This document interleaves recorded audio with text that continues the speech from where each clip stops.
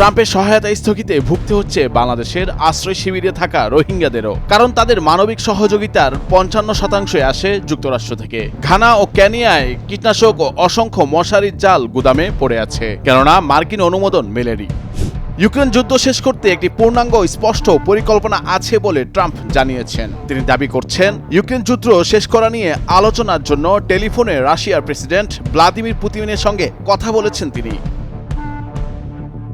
Russia থেকে সরে ইইউর বিদ্যুৎ গ্রিডে ৩ দেশ। গ্রিড পরিবর্তনের ২ দিন এসব দেশের বাসিন্দাদের বলা হয়েছে, অতি দুর্গমময় আবহাওয়ার পূর্বাভাস ভেবে তারা যেন বৈদ্যুতিক যন্ত্রগুলো পুরোপুরি চার্জ দেওয়ার পাশাপাশি পর্যাপ্ত খাদ্য ও পানি মজুত করে রাখেন। মেক্সিকোয় বাস ট্রাক সংঘর্ষে নিহত ৪১। সংঘর্ষের পর বাসটিতে আগুন ধরে যায়। বাসটি সম্পূর্ণ পুড়ে গেছে। মেক্সিকোর দক্ষিণাঞ্চলে বাস ও ট্রেইলার ট্রাকের এই সংঘর্ষে অন্তত ৪১ জন নিহত হয়েছেন। ইরান যুক্তরাষ্ট্রের সঙ্গে আলোচনায় প্রস্তুত। ইরানি পররাষ্ট্রমন্ত্রী বলেছেন, নিষেধাজ্ঞা প্রত্যাহারের জন্য আলোচনার প্রয়োজন, তবে ট্রাম্পের সর্বোচ্চ চাপ নীতির কাঠামোর মধ্যে নয়। তাহলে সেটি কোনো আলোচনা নয়, বরং আত্মসমর্পণের একটি রূপ হবে।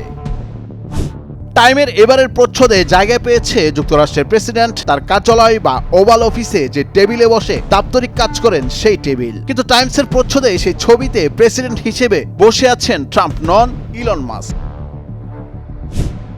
যুক্তরাষ্ট্রে বর্তমানে প্রতিটি ডিমের দাম প্রায় ৪২ টাকা। এই দামের ঊর্ধ্বগতির মূল কারণ হলো এভিয়ান ফ্লু প্রাদুর্ভাব। ব্যাপকভাবে মুরগি মেরে ফেলা হয়েছে, এতে ডিমের উৎপাদন ও বাজারে পণ্যটির সরবরাহ কমেছে। মার্কিন প্রেসিডেন্ট ডোনাল্ড ট্রাম্পের ইউএসএআইডি ২২০০ কর্মীকে বাধ্যতামূলক ছুটিতে পাঠানোর সিদ্ধান্ত স্থগিত করেছে আদালত। দুটি ইউনিয়ন এই পরিকল্পনার বিরুদ্ধে আদালতে আবেদন করলে অস্থায়ী নিষেধাজ্ঞা জারি করেন। ভারতীয় নিরাপত্তা বাহিনীর একটি দল ইন্দ্রাবতী জাতীয় উদ্যান এলাকার জঙ্গলে মাওবাদী বিরোধী অভিযান চালাচ্ছে। অভিযানে নিহতদের মধ্যে ২ জন জওয়ান এবং ৩১ জন মাওবাদী সদস্য রয়েছেন। আহত হয়েছেন আরও ২ জওয়ান।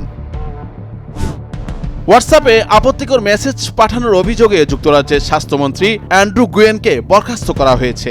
প্রধানমন্ত্রী কিয়ার স্টারমার এ ঘোষণা দেন। এছাড়া অভিযুক্ত ওই মন্ত্রীকে লেবার পার্টি থেকেও বরখাস্ত করা হয়েছে।